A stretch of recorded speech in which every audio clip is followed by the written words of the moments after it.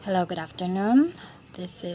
I'm Charlotte Pesas, and I will be discussing, or I am going to pitch our environmental activity plan 2002 for our MST subject.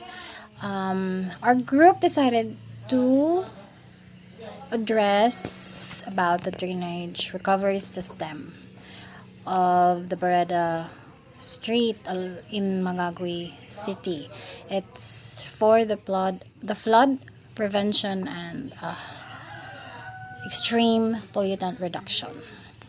For the description, the said proposal or project will focus mainly on the improvement of the drainage system or the concerned area, which is the Bereda Street in Mangagoy. Specifically, the removal of rubbish and garbage on the drainage system. Kasi one of the reason kung bakit nagkakabaha is, aside from the lack of drainage system, meron ng drainage system, hindi naman natatanggal ng basura, which causes the flood. Nababarahan yung outlet ng tubig.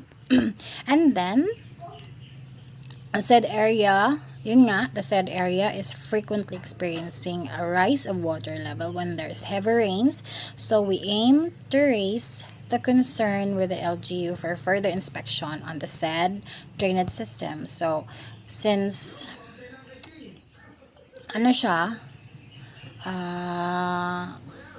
ang concern is sa isang area, syempre may local government yan, so kailangan muna naming humingi ng permiso, and we are going to make the local government aware of our project.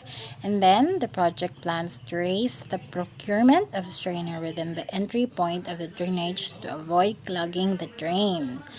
So by by procurement, or yung by providing yung net, yung parang salaan, masasala nito ang mga basura. Hindi ito diretso doon sa mismong drainage. Yung sa bunganga pa lang na may strainer na, hindi na makakaabot ang basura sa pinakaloob. Tapos, the team will conduct and propose on talking to the residents to clean the area. So we are going to make the residents of the area be engaged. Syempre, kailangan din kasi kanila yung area na yon, so they have to help. This plan aims to push through with engagement of the LGU and the members of the residents. So involve ang local government within the area and the residents, yung mga naninirahan doon. And since it's drainage recovery program, we plan a head-on approach and clean the area's drainage system and further evaluate what needs to be done. So, kailangan natin i-survey beforehand ang area, kung ano pang mga kailangan gawin, kung kailangan or if needed i-met ang mga nakatira doon, ang mga constituents or yung mga taong nakatira doon, mga residents, for further information and awareness as well. That would be, and that's for our project proposal description. I am Charlotte, together with my co-members, Pretzel Otordos, Janice Sabricari, Judy Ann Luardo, and Rose Ann Corralde. The target objectives, rather, the and the process and procedures and the program activities will be discussed and will be explained by the other members. Thank you. Our environmental plan has 5 objectives. The first one is to monitor and inspect the target area. The success indicator of this objective is the collection of quota and must be done on November 15 along the drainage system of Rocono Barida Street. This objective will be implemented by all of the group members. And in order to successfully achieve the goal, we will use cell phone, cameras, and money for food and fare. At the end of the day, we are aiming to identify the main concern and the most problematic area of Barida Street. The second objective is to notify the local government of the said area. This objective aims to inform them and let them know our project proposal and must approve and support us. This will be done on November 20 with the help of local government of Barangay Mangagoy. In order to achieve this goal, all of the group members are involved and we will use soft copy of our proposal and a 400 pesos contribution for food and fare.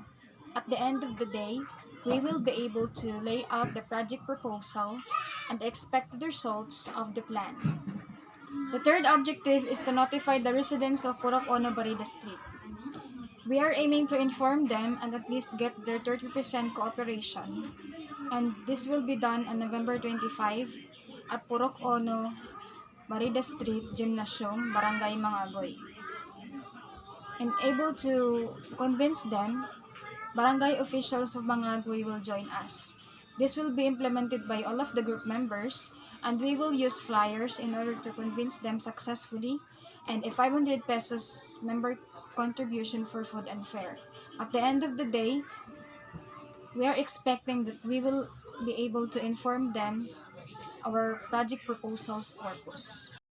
These are the remaining objectives of our environmental plan. Conduct or plan clean drive along the residence, recover and repair the dysfunctional drains.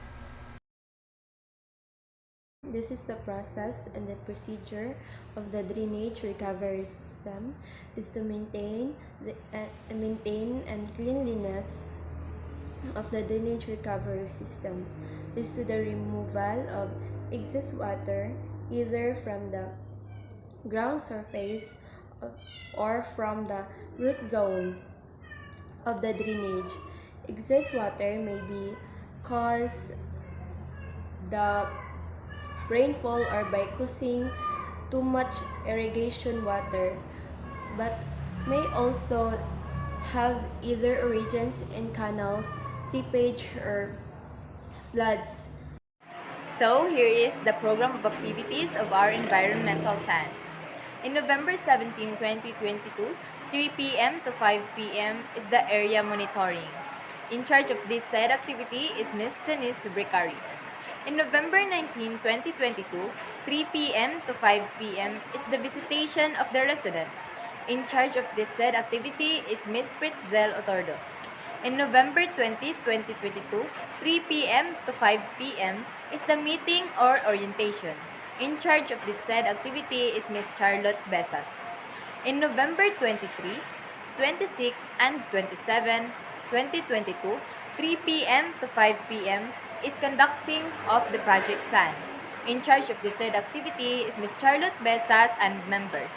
In December 3, 2022, 3 p.m. to 5 p.m. is the evaluation of the project plan. In charge of this said activity is Ms. Charlotte Besas and members.